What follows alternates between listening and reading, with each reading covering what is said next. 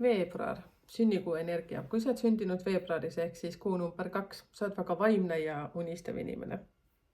Sa oled sügav, intuitiivne, loominguline. Sind tõmbab müstika, ideed ja sügav ühendus iseendaga kõike. Sa oled hästi tundlik ja sa oled hästi selline müstiline. Sa otsid kogu aeg põhjuseid. Kuid sinu ülesanne on aidata ema ja vanaema, hoolitseda tema või siis nende eest. Ja sul on oluline olla üks osa teie suguvõsas. Andestage solvumised ja solvangud. Siis nii palju, kui mul on klientidega olnud kogemusi, kes on sündinud veebruarikuus, siis neil on tihtipeale väga suured probleemid oma emaga, oma vanaemaga. Ja oled sa siis naine või sa oled mees, vahet ei ole, sul on vaja saada see suhe korda.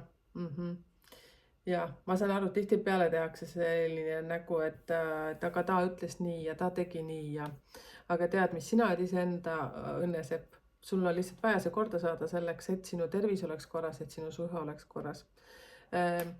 Väga suur oluline koht on siin niimoodi, kuidas ma nüüd ütlen, kui rahaga ei klapi midagi, siis on isaga suhted korrastada. Kui on tervis või siis suhted partneriga korrastada, siis on suhted ema, vanaemaga või siis õdedega kehva. Nii et sinu suur ülesanne on saada oma ema või vanaemaga või siis õdedega asjad korda.